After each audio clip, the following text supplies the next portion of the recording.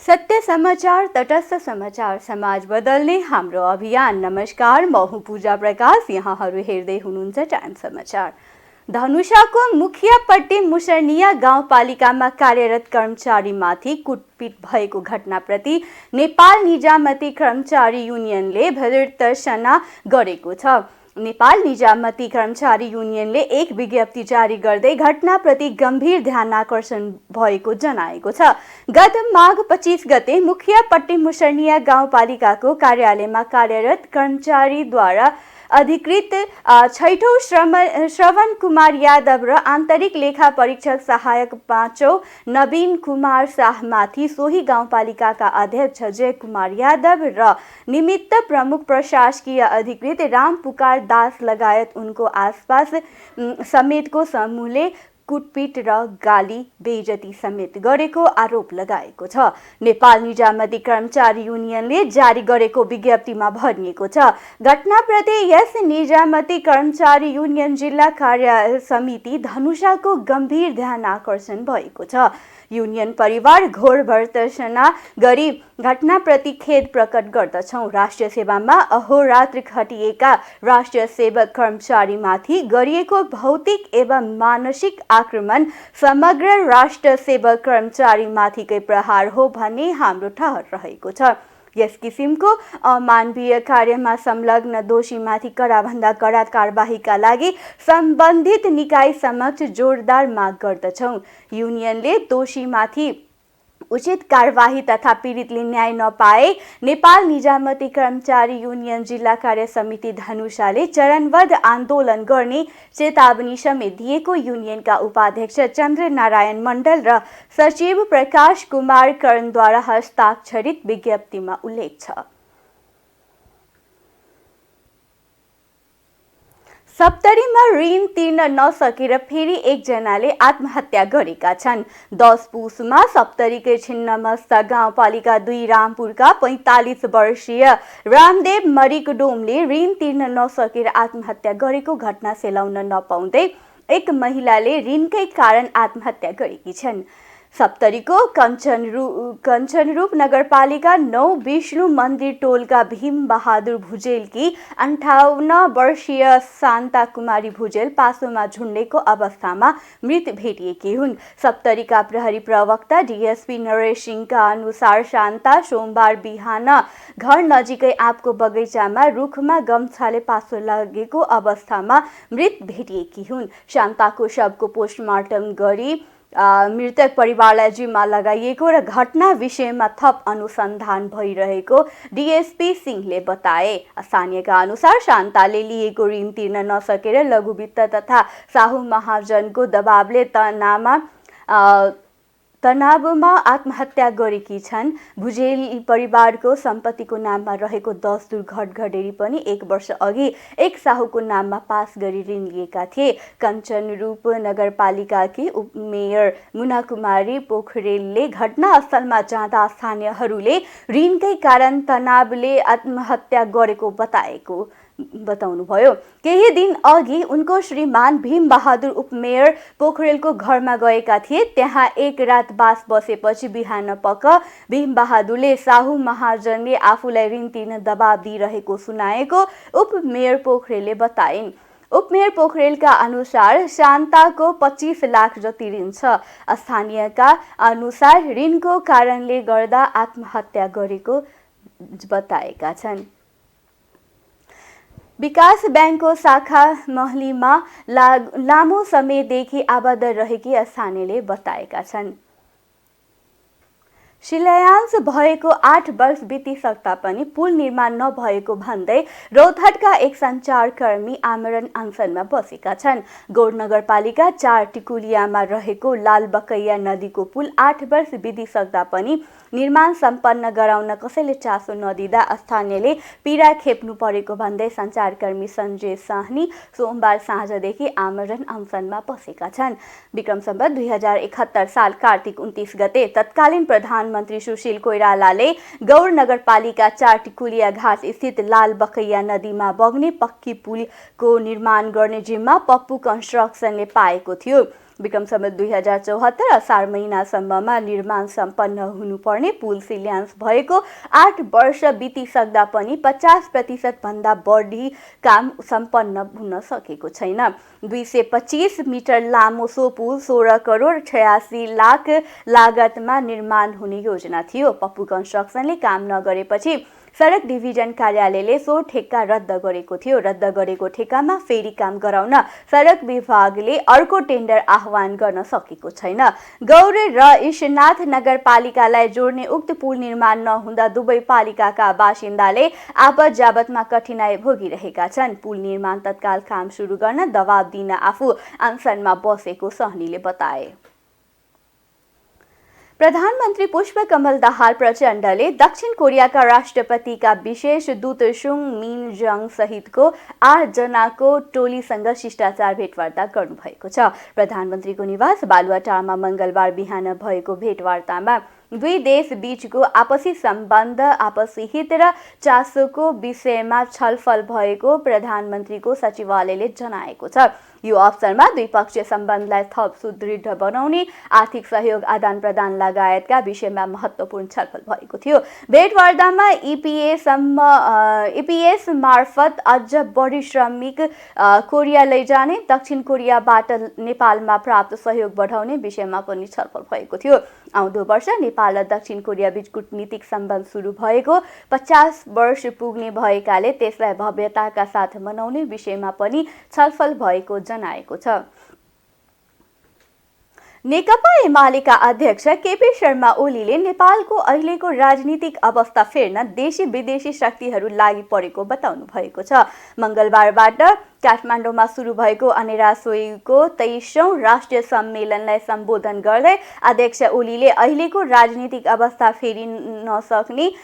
फेरिन सक्ने उल्लेख गर्नुभयो। अहिलेको सत्ता गठबन्धनलाई भत्काउन देशभित्र र बाहिरबाट खेल भइरहेको पनि ओलीको दाबी छ।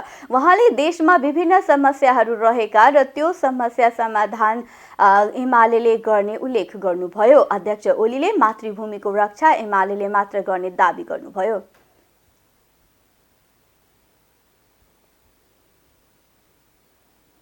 राजनीति जाँदैन, तपाईहरुले थाहा पाउनुहुन्छ। हामीले अनेक उतार चढावहरू देखेका छौँ। उतार चढावहरू फेरि पनि आउँछन्।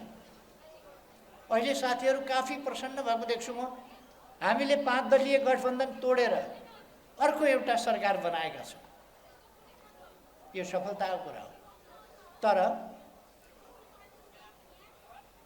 हाम्रा आम रूपमा पार्टीका साथीहरू प्रसन्न भएको देखिन्छ। प्रसन्न हुनु पर्दछ, तर कथम कदाचित यो स्थिति फेरियो भने संसदको बनावट नै अस्थिरताको कारक हुने खालको बनावट छ। बहुमत कसैको छैन। हाम्रो पार्टीसँग बहुमत छैन। हामीसँग बहुमत भन्दा निकै तल सिट छ र अनेक प्रकारका भित्रका बाहिरका अनेक शक्तिहरू यो देश बर्बाद पार्न क्रियाशील छन्। यो देश बर्बाद पार्न सबभन्दा पहिले यदि कुनै ढाकाले ब्याङ्कमा डकैती गर्न पर्यो भने पहिले पालेलाई प्रहार गर्छ। नेकपा एमाले डकैती गर्न यो देशमा डकैती गर्न नदिने गेटको पाले हो। यसमाथि नहानिकन भित्रै पस्न पाउँदैन। त्यसकारण पहिले यसमाथि प्रहार हुन सक्छ, भइआएको छ। त्यसकारण फेरि पनि हुँदैन भन्न सकिँदैन। अनेक प्रकारका शक्तिहरू क्रियाशील छन्। अनेक प्रकारका षड्यन्त्रहरू भइरहेका छन्। यहाँ स्थिरता स्थायित्व हुन नदिने खालका प्रयासहरू भइरहेका छन्। त्यसकारण म के आग्रह गर्न चाहन्छु भने हामीले लिएको समृद्ध नेपाल, सुखी नेपालीको राष्ट्रिय आकांक्षा, त्यसलाई हामीले तोकेको हाम्रो गन्तव्य यो कहिल्यै गलत हुन सक्दैन, गलत छैन, बिल्कुल सही छ। देशलाई समृद्ध बनाउने, सुशासन युक्त बनाउने, जनतालाई शान्ति सुव्यवस्था अमन चैनको स्थितिमा राख्ने, डर त्रास भयरहित र अपमान नभएको समानतायुक्त समृद्ध समाज बनाउने यो आकांक्षा, यो उद्देश्य गलत हुनै सक्दैन। त्यसकारण गलत शक्तिहरूले एकछिन पराजित गरे पनि सधैँका लागि सही कुरालाई पराजित गर्न सक्दैन। मिसन ग्रासरुट भन्ने अभियान ग्रासरुटसम्म, तल्लो तहसम्म, जनस्तरसम्म हाम्रा पार्टीका जनवर्गीय, पेशागत, सामुदायिक सम्पूर्ण सङ्गठनहरू मोबिलाइज हुने त्यो काम गर्दैछ। उहाँले अनिराशयुले नेपालको विद्यार्थी आन्दोलनमा मात्रै नभएर नेपालको राजनीतिमै अत्यन्त महत्त्वपूर्ण भूमिका र गौरवपूर्ण इतिहास बोकेको बताउनुभयो। यातायात व्यवसायीहरूले सरकार र आन्दोलित मजदुर सङ्गठनहरूबीच 5 बुँदे सहमति भएको छ। काठमाडौँ उपत्यकामा यातायात बन्द गरेर सरकारसँग वार्ता गरेको मजदुर सङ्गठनले यसअघि नै बन्द फिर्ता लिइसकेको छ।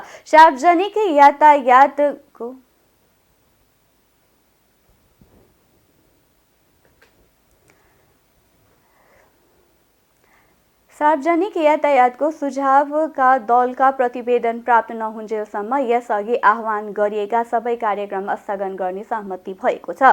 उपत्यकाबाट बाहिर सञ्चालन हुने सवारी साधनका सम्बन्धमा उठेका विषयहरूका सम्बन्धमा माघ 29मा गठित यातायात सुधार कार्यदलको प्रतिवेदन प्राप्त नहुन्जेलसम्म यातायात सुचारू सञ्चालनको व्यवस्थापनका लागि सम्बद्ध निकायहरूलाई अनुरोध गर्ने सहमति भएको छ। सोमबार काठमाडौँ स्थित गङ्गबु नयाँ बस पार्कमा मजदुरहरूले गरेको कार्यक्रममा भएको घटना दुःखपूर्ण रहेको र लुटपाट तथा आक्रमणमा संलग्न दोषीलाई कारबाही गर्ने र आन्दोलनका क्रममा मिति 2079 11/1 र 2 गते पक्राउ परेका निर्दोष व्यक्तिहरूलाई तत्काल रिहाई गर्ने सहमति गरिएको छ। माघ 11 गते समग्र यातायात क्षेत्र सुधारका लागि उच्च स्तरीय यातायात सुधार सुझावका लागि कार्यदल गठन भएकोले सो कार्यदलले यातायातसँग सरोकार राख्ने सबै सम्बद्ध पक्षसँग छलफल गरी सुझाव लिने र माघ 29मा गठित यातायात सुधार कार्यदलमा सरोकारवाला सम्बद्ध महासङ्घ सङ्घ र सङ्गठनलाई प्रतिनिधिहरूलाई आवश्यकता अनुसार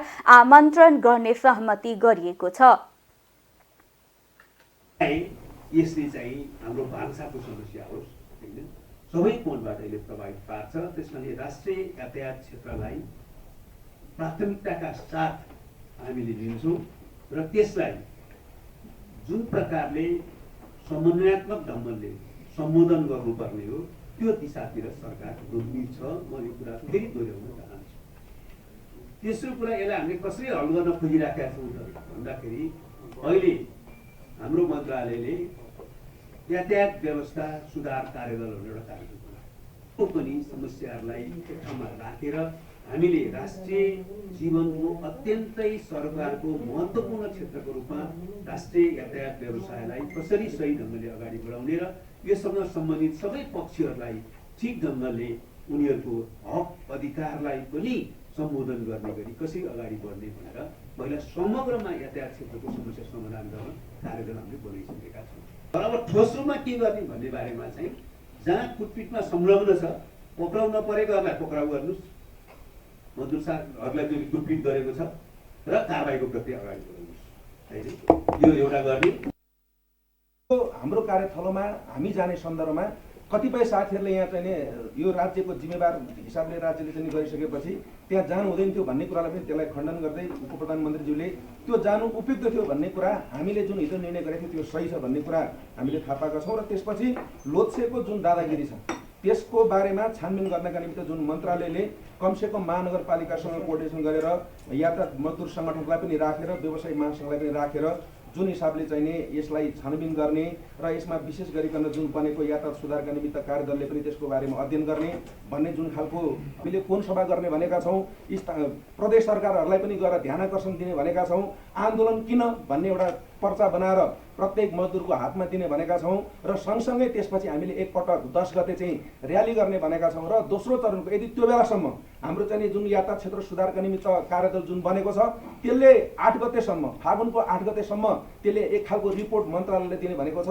र त्यो दिइसकेपछि यदि समस्याको समाधान भयो त्यो खालको ग्यारेन्टी हामीले प्राप्त गर्यौँ स्वाभाविक रूपमा हाम्रो 11 गतेको पत्रकार सम्मेलन मार्फत हामी त्यसलाई फिर्ता लिन्छौँ होइन भने हाम्रो आन्दोलन जारी रहन्छ भनेर हामीले जुन हिजो त्यहाँ घोषणा गर्न गएका थियौँ आज सम्पूर्ण मिडिया मार्फत त्यो जुन देशव्यापी रूपमा हाम्रो जुन कार्यक्रम छ त्यो शान्तिपूर्ण कार्यक्रम हो बन्द हडतालको कार्यक्रम होइन चक्काजाम कार्यक्रम गर्ने कार्यक्रम होइन त्यो कार्यक्रम चाहिँ निरन्तर रहने गरी आज जुन हामीले उपत्यका बन्द भनेका थियौँ सम्पूर्ण यहाँ सङ्गठनको तर्फबाट व्यवसायको तर्फबाट अरू साथीहरू पनि बोल्नुहुन्छ अहिले हामीले यसलाई चाहिँ स्थगन गरेको हामी यहाँ सबैलाई निवेदन गर्न चाहन्छु र काठमाडौँ महानगरपालिका र लोहोसे बहुउद्देश्य प्रणाली बीच गङ्गबु स्थित नयाँ बस पार्कको लागि भएको सम्झौताका सम्बन्धमा काठमाडौँ महानगरपालिकाबाट प्राप्त प्रतिवेदन अध्ययन गर्ने काठमाडौँ महानगरपालिकाले यसको अनुगमन गर्ने साथै उक्त प्रणाली महानगरपालिका र सम्बद्ध मजदुर सङ्घ सङ्गठनहरू र यातायात व्यवसायी महासङ्घहरूबीच छलफल गर्ने र यसको संयोजन भौतिक पूर्वाधार तथा यातायात मन्त्रालयले गर्ने सहमति भएको छ। नेपाल प्रहरीको लागु औषधि नियन्त्रण ब्युरोले ठूलो मात्रामा नियन्त्रित लागु औषध सहित 6 जनालाई पक्राउ गरी सार्वजनिक गरेको छ। ब्युरोले मङ्गलबार काठमाडौँमा पत्रकार सम्मेलन गर्दै नियन्त्रित लागु औषध 20,300 एम्पुल र 12,950 नाइट्रोभेट ट्याब्लेट सहित 6 जनालाई पक्राउ गरी सार्वजनिक गरेको हो। काठमाडौँ महानगर 16 स्थित दलाची टोलमा रहेको सोलुखुम्बु घर भएका लाक्पा शेर्पाको डेराबाट उक्त नियन्त्रित लागु औषध र 4,17,000 नगद बरामद गरिएको ब्युरोका प्रमुख प्रहरी वरिष्ठ उपरीक्षक विकास राज खन्नाले जानकारी दिए। शेर्पालाई पक्राउ गरी थप अनुसन्धान गर्दा भारत घर भएका फेज अहमद, धनुषाका अयान रेजा, जाकिर नदाफ, काभ्रेका दीपक तामाङ र नुवाकोटका लक्ष्मण बखतीलाई पक्राउ गरेको ब्युरोले जनाएको छ। ब्युरोले त्रिभुवन विमानस्थलबाट थाई एयरलाइन्सको उडानद्वारा थाइल्यान्ड जान लागेका 4 जना थाई नागरिकलाई चेक जाँच गर्ने क्रममा 23 किलो 8 ग्राम लागु औषध चरे सहित पक्राउ गरेको ब्युरोका प्रमुख खन्नाले बताए। 50 र नगद यही कारोबारमा बिक्री वितरण गरेरै कलेक्सन भएको पैसा भन्ने बुझ्नमा आएको छ। त्यो 4,17,000 सहित हामीले 6 जना व्यक्तिहरूलाई काठमाडौँको विभिन्न स्थानहरूबाट पक्राउ गरेका छौँ र यसमा हाम्रो सबैभन्दा राम्रो पक्ष के भएको छ भने अहिले यसमा चाहिँ हामीले मेन यो सप्लायर यो पटना भारतीय नागरिक हो। भारतीय नागरिक फैज अहमद चाहिँ बिहारको मधुबनीमा बस्ने ऊ व्यक्तिलाई पनि हामीले पक्राउ गर्न सफल भएका छौँ र यसमा चाहिँ धेरै यो लिङ्कहरू हामीले यसमा चाहिँ भेटाएका छौँ र काठमाडौँका मेन डिलरलाई पनि हामीले पक्राउ गर्न सफल भएका छौँ। नेपालमा यो नियन्त्रित लागु औषध पक्राउ सम्बन्धमा सबैभन्दा ठुलो हाम्रो चाहिँ रेकर्डले यो त्यही भन्छ कि अहिलेसम्म यति ठुलो परिणाममा हामीले लागु औषध नियन्त्रण ब्युरोबाट यति ठुलो परिणाममा नियन्त्रित लागु औषध हामीले पक्राउ भएको थिएन। योभन्दा अगाडि यो चाहिँ पहिलोपटक यसरी चाहिँ पक्राउ परेको छ। यो अपरेसन 2 नाम दिएको छ। यसमा के छ भन्दा 4 जना यो थाई नागरिकहरू हामीले त्रिभुवन अन्तर्राष्ट्रिय विमानस्थलको डिपार्चर कक्षबाट हामीले 9 फेब्रुअरीमा यो 28 गते यो माघको 28 गते हाम्रो प्रहरी कर्मचारीहरूले 4 जनालाई लागु औषध चरेस यो 23.8 किलो सहित हामीले पक्राउ गरेर यो अनुसन्धानकै क्रममा छ। यो मैले देखिरहेको छु यहाँ सुटकेसहरू यहीँ छ। यो कन्सिगमेन्ट यो फल्सबाट बनाएर यो कन्सिगमेन्ट गरिरहेको अवस्था र त्यस सम्बन्धमा म फेरि यो लिङ्क चार्ट हिजो पहिले पनि 17 डिसेम्बरमा नेपालमा आएर 2 दिन बसेर यो थमेलको एउटा होटलमा बसेर फर्केको देखिन्छ र अस्ति 9 फेब्रुअरी 28 गतेको यो माघको 28 गते उनीहरू थाइल्यान्ड ब्याङ्ककबाट यो थाइल्यान्ड एयरलाइन्समा हुँदै यो हाम्रो त्रिभुवन अन्तर्राष्ट्रिय विमानस्थलमा अवतरण हुन्छ। त्यसपश्चात यो ठमेल होटलमा उनीहरू 2 दिनसम्म यो ठमेल होटलमा बस्दछन्। त्यसपछि ठमेल होटलबाट 2 दिन बसेपछि यो 11 11 फेब्रुअरीमा ब्याङ्कक थाइल्यान्डको ब्याङ्कक जान लागेको अवस्थामा हाम्रो त्रिभुवन अन्तर्राष्ट्रिय विमानस्थलको यो डिपार्चर कक्षबाट पक्राउ परेको अवस्था पक्राउ परेको छन् र यसमा चाहिँ अन्य यो सामानमा यो कारोबारमा संलग्न अन्य नेपाली व्यक्तिहरूको पनि हामीले लिङ्कअप भेटाएका छौँ। सुरुमा यो मेन यो यौलुक जौबस्त्रीले अलिक कोअपरेसन नगरेको अवस्था थियो, 2 दिनसम्म हामीलाई कोअपरेसन नगरेको अवस्था र कतिपय भाषाको पनि समस्या भाषा नबुझ्ने, त्यसले गर्दा अनुवादकलाई पनि हामीले चाहिँ यहाँ चाहिँ झिकाएर देखाउन चाहन्छु म।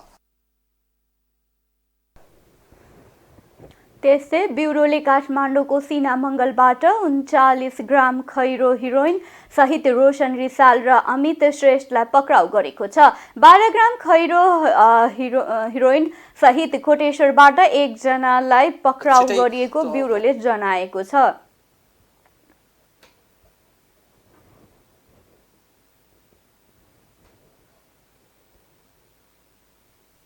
अब आर्थिक समाचार।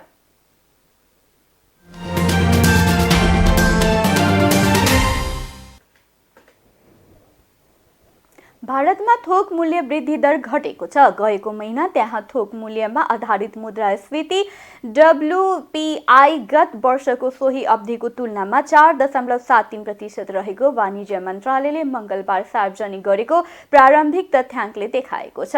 अघिल्लो महिना WPI सूचक 4.95% थियो। यसले आपूर्तिका कारण उत्पन्न दबाव केही कम भएको सङ्केत गरेको छ। अघिल्लो महिनाको तुलनामा डिसेम्बरमा 1.12% घटेको थोक महँगी जनवरीमा भने 0.13%ले बढेको छ। थोक महँगीमा आएको कमीले कर्पोरेट आम्दानीमा परेको दबाव कम गर्ने अनुमान गरिएको छ।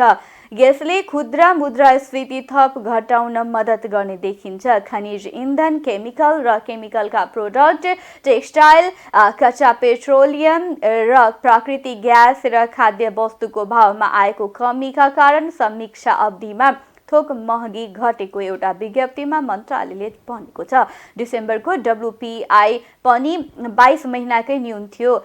गएको कयौं महिना यता भारतमा थोक महँगी घट्दो क्रममा छ। सोमबार सार्वजनिक भाउको तथ्याङ्कले जनवरीमा उपभोग मूल्यमा आधारित महँगी अनपेक्षित रूपमा बढेको देखाएको थियो। गएको महिना CPI-मा आधारित मुद्रास्फीति 5.6%मा उक्लिएको छ। यो 3 महिना यताकै उच्च हो। यसले भारतीय केन्द्रीय ब्याङ्क रिजर्भ ब्याङ्क अफ इन्डियाले ब्याज दर वृद्धिलाई निरन्तरता दिने सङ्केत गरेको छ। अब अन्तर्राष्ट्रिय समाचार।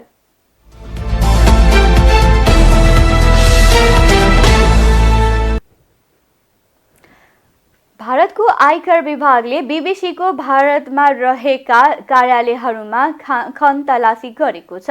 बीबीसीले भारतीय प्रधानमन्त्री नरेन्द्र मोदीको आलोचना गरिएको एउटा डकुमेन्ट्री प्रसारण गरेको केही हप्तापछि बीबीसीका नयाँ दिल्ली र मुम्बईमा रहेका कार्यालयहरूमा खनतलासी भएको बीबीसीले जनाएको छ। त्यो डकुमेन्ट्री बेलायतको टेलिभिजनमा मात्र प्रसारण गरिएको भए पनि भारत सरकारले अनलाइन मार्फत मानिसहरूले शेयर गर्न नपाउन् भनेर रोक्ने प्रयास गरेको थियो। त्यो डकुमेन्ट्री सन् 2002 मा गुजरात राज्यमा भएका मुस्लिम विरोधी हिंसामा गुजरातका तत्कालीन मुख्यमन्त्री एवं अहिलेका भारतीय प्रधानमन्त्रीको भूमिकामा केन्द्रित थियो।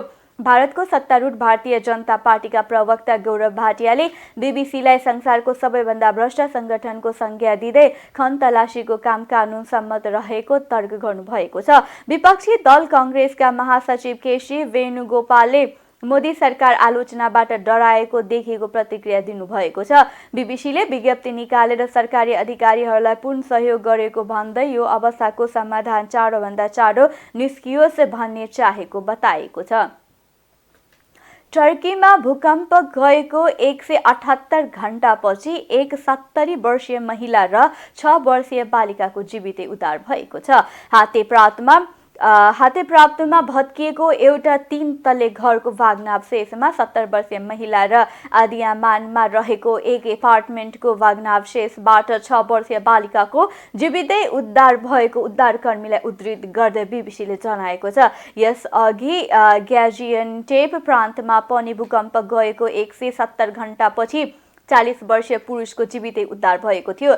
भाग्न अवशेषमा पुरिएको लामो समयसम्म पनि जीवितै उद्धार हुनुलाई अन्तर्राष्ट्रिय सञ्चार माध्यमहरूले चमत्कारिक घटना भनेका छन्। विज्ञहरूले भने भवन र संरचना भत्किँदा च्यापिएका, थुनिएका वा फँसेका व्यक्तिको अवस्थिति, पानी र श्वास फेर्ने पहुँच, त्यहाँको मौसमको अवस्था र शारीरिक तन्दुरुस्ती लगायत विभिन्न कुराहरूले उनीहरूलाई कति समय बाँच्न सक्छन् भन्ने निर्धारण गर्ने बताउँछन्। संयुक्त राष्ट्र सङ्घले विनाशकारी घटना भएको 5 देखि 7 दिनसम्म खोजी र उद्धार जारी राख्ने गरेको छ, तर यस्तो निर्णय पनि लगातार 1 वा 2 दिनसम्म जीवित मानिसहरूको उद्धार हुन नसकेको अवस्थामा मात्रै लिइन्छ।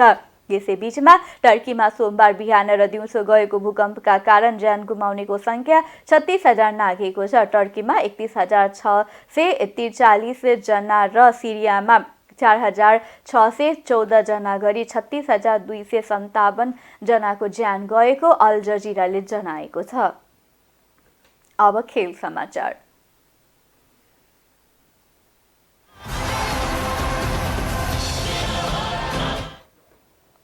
आईसीसी विश्व कप क्रिकेट लिग 2 अन्तर्गत त्रिदेशीय 1 दिवसीय श्रृङ्खलामा नेपालले नामिबियालाई 2 विकेटले हराउँदै ऐतिहासिक जित निकालेको छ। नामिबियाले दिएको 286 रनको लक्ष्य नेपालले 47 ओभर 4 बलमा 8 विकेट गुमाएर भेटायो। नेपालका लागि कुशल भुट्टेले सर्वाधिक 115 रन बनाए। यस्तै कप्तान रोहित पौडेलले 72, सन्दीप जोराले 28, ज्ञानेन्द्र मल्लले 25 र करण केसीले 20 रन बनाए। बलिङतर्फ नेपालका करण केसीले 5, सन्दीप लामिछानेले 3 तथा सोमपाल कामी र कुशल मल्लले 1-1 विकेट लिए। यो 1 दिवसीय क्रिकेटको इतिहासमा नेपालले पूरा गरेको सर्वाधिक ठूलो योगफल हो। यसअघि नेपालले सन् 2019मा युएईले दिएको 244 रनको लक्ष्य 6 विकेट गुमाउँदै 44 ओभर 4 बलमा भेटाएको थियो। यो जितसँगै नेपाल 7 देश सम्मिलित आईसीसी विश्वकप क्रिकेट लिग 2 मा 25 खेलमा 20 अङ्कसहित 6औं स्थानमा छ। नामिबिया 31 खेलमा 37 अङ्क जोडेर तेस्रो स्थानमा रहेको छ।